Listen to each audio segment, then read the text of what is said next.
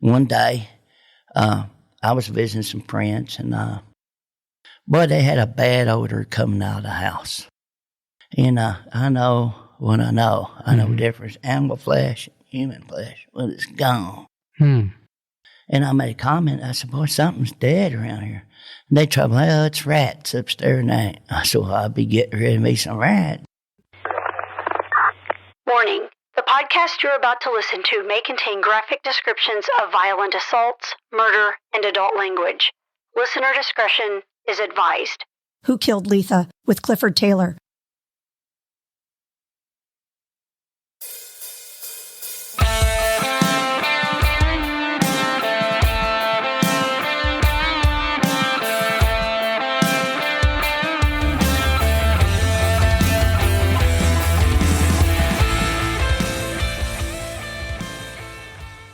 Welcome to the Murder Police Podcast. We have with us today Mr. Clifford Taylor. How are you, Clifford? I'm doing fine. David, how are you? Doing good. We're actually at the Garrett County Public Library in Lancaster, Kentucky, so we're grateful for their assistance in giving us a place to record, and it's a fantastic facility, too. So glad to have you, Clifford. Thanks for reaching out. You know, one of the things we've started covering Letha's case a little bit, and every time we think we're sort of done, somebody else comes forward with really good information about who Letha was and things like that. And again, our hope is that we stir enough conversation out there in the community where somebody comes forward with what it'll take to get justice for Letha, because she's long overdue. She sure is. She is. How did you know Letha? Well, I knew Letha ever since she's been a baby. And her brother, Little Hog, we called him Little Hog. I knew both of them. Knew Brenda real close. Knew her daddy was one of my best friends. We called him Hoghead. Hoghead, yeah. Long story about how he got his name, but great people. I mean, they wasn't no bad people, nothing. Hog worked hard. Brenda worked hard. Brenda worked at McDonald's, and Hog would work at Simmons for the summer, blacktopping, and then he worked Bill Locker's slaughter plant in the winter when there wasn't no blacktopping to do. Gotcha. So, can you share how he got Hoghead? Because we keep hearing Little Hog, Big Hog. Well, it all happened years ago in Orangetown. Back in the day when there was no work, no nothing, and everybody was hungry. And he said, "Daggone, Clever, I got tired of my family being hungry and everybody else." So he went up there to the Bluegrass Stockyard and climbed in the lot. He said, "No, this is true if he told me closer what mean you're sitting about it." He said, "I got the biggest hog I could find." He said, first he sharpened up an old double blade axe he had. He went up there and climbed the fence. He said, "I picked out the biggest hog I could."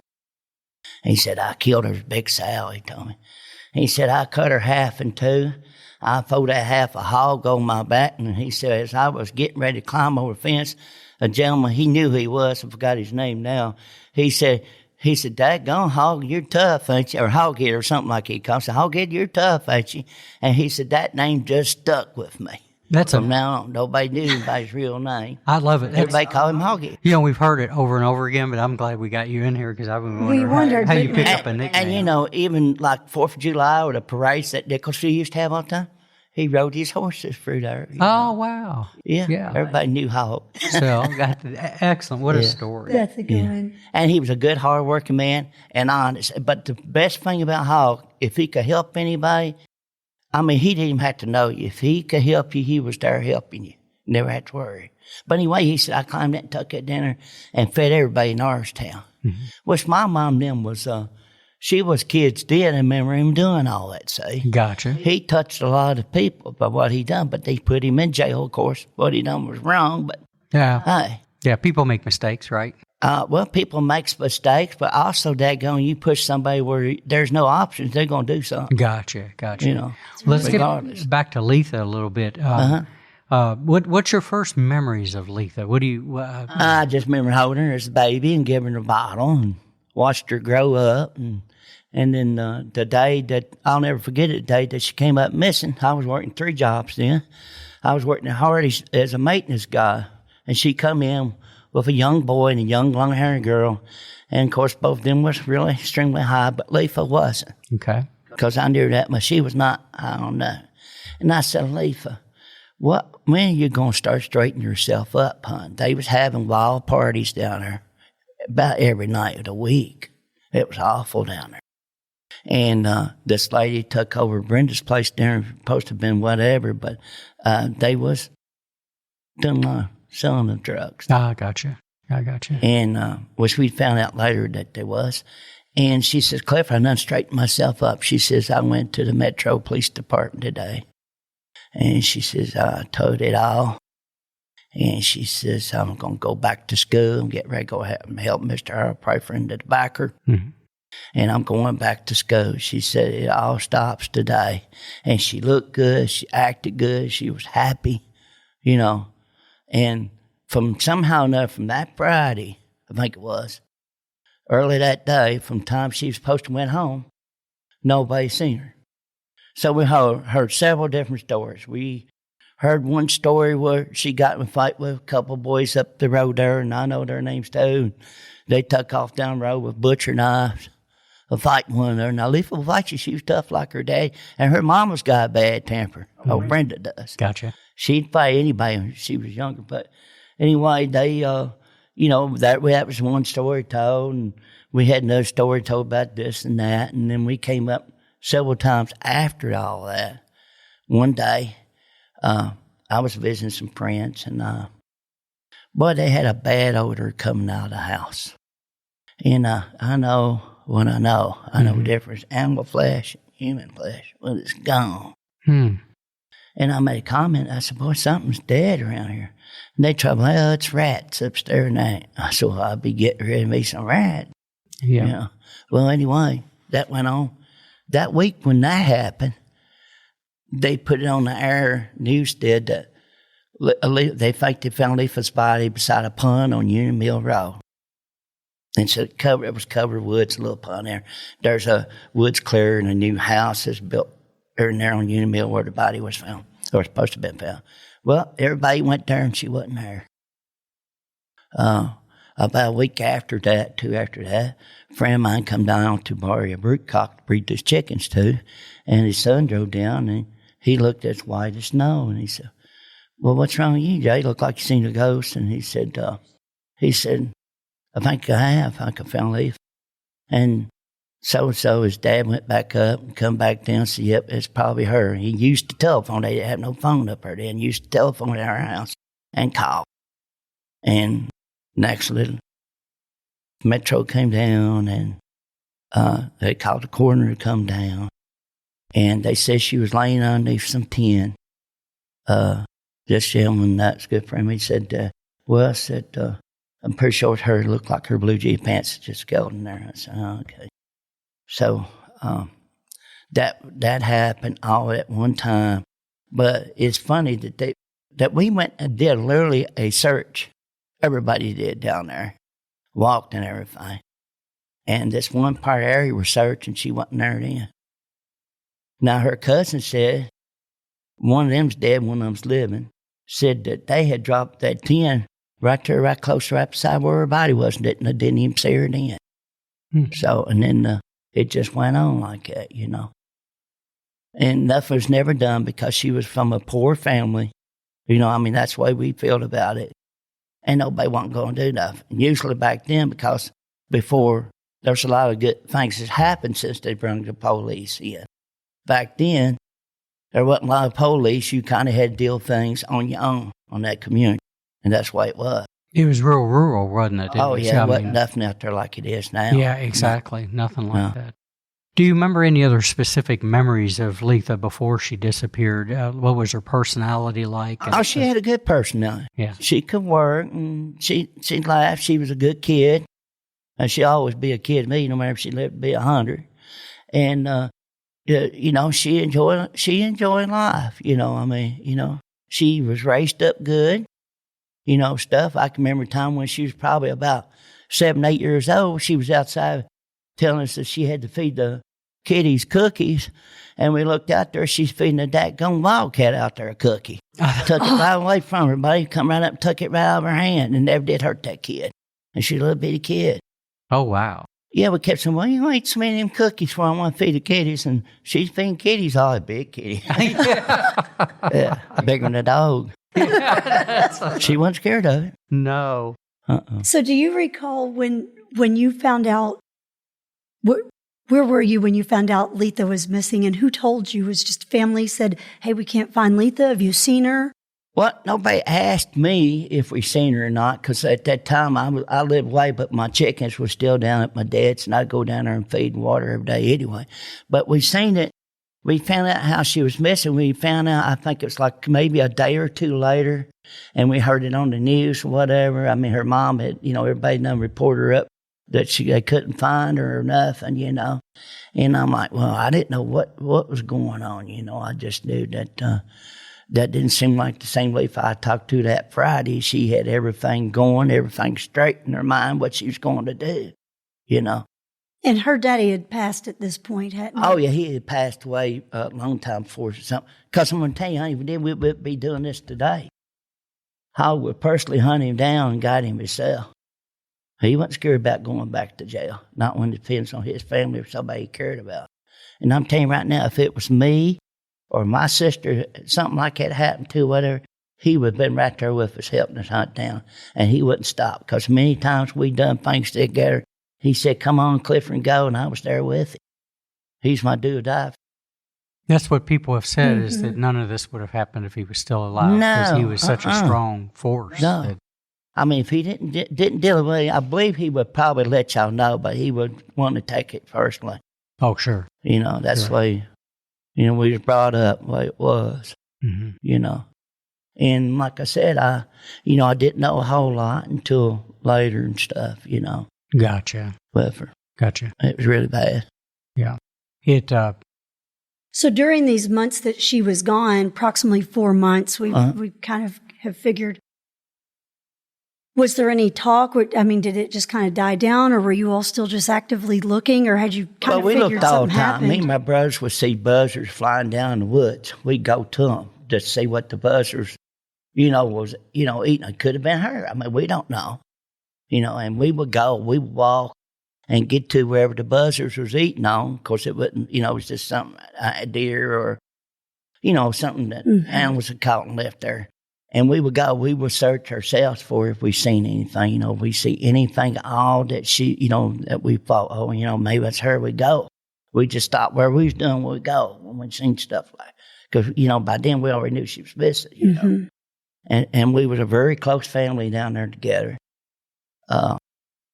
Brenda even got me a job one time working at McDonald's with her when I needed one, stuff. So, and, but like I said, we just go all the way back. Sure. We watched out for each other. We was only 2 houses on the road. And we did stuff together, just all the time. We did good things. And she was a good girl. Gotcha. And whatever happened to her, she didn't deserve it. And I hope whoever did will get justice done. Yeah, that's certainly what we're hoping as well by doing this. I was going to ask, you had mentioned there was a smell coming from the house. About how long was it from when you smelled that smell until she was found? Oh, gee, let's say maybe it happened about 2 weeks. We found a 2-week period. Gotcha. Yeah, went to. But I think whoever was involved, I think they kept her body moving. They was both determined. I don't know, both determined nobody to find it or what was going on, That's what a lot of people think in the family and friends is that they said the searchers were so good, and now you're talking about the people that actually laid the tin on the trash pile, didn't see her, that they really believe that she might have been a movie. Yeah, that's certainly what we've been told as well. I think it's like a week or so before the boys said they put the tin out right beside her. She'd have been there all that time. Which I don't think she was, but... Gotcha. Yeah, you'd certainly think somebody would have seen her. Yes, or smelled something. You could smell something then, So I guess after she was found, I guess, any stories kind of arise of what happened, or did it just kind of die down? That's what makes it hard when you're looking at a case like this. Yes. Is that not all of it's accurate. Maybe there's a thread in there somewhere. I mean, but it's hard to go through all them stories, that's for sure. I've heard one story where this little boy was at Carmel's funeral was bragging on it, that him and so-and-so had killed her and got away with it. You're right. How long? But I don't think they was the one who done it. But. Yeah, and sometimes people do that to make themselves look like they're big and mean. And I don't think they was the ones that done it. Yeah. Well, actually, I don't think I know who ones that did it, but I'm not saying. Yeah, like I said in one show, we don't name suspects until they're done. So, Right. Do you remember how long Carmela was alive until she passed away? We're trying to find that gap a little bit too. Well, she done moved away from there after all this happened. Mm-hmm. She got scared and left too. Because she was the type of person where she was at there or whatever, she was going to be fine doing what she was doing. But she got scared and she booked, and everything else was down there was going on booked too. Now, can you tell our listeners who Carmela is? I think Carmela is related to him somehow. I know she was close. Brenda. Yeah, I know she was close because she had moved into the house. Yes, she took that charge. I think the way I understood it, Letha was going to go be with Brenda, but Brenda had got married and all that, and you just had to know Brenda how she was, and she turned her daughter down about coming down, being there with her, and they said that's how Carmela stopped down there, but Carmela was placed down there to keep eye on everything, basically. Gotcha. You know what I mean? Yeah. Certain people. Okay. And then, when it got a little bit more hotter, the disappeared Carmela, she left. I think when she passed, she was living in Richmond. Oh. I think. Yeah. Does anybody know how she passed? Yeah, she died with a heart attack, I think, or something happened to her health-wise. Mm-hmm.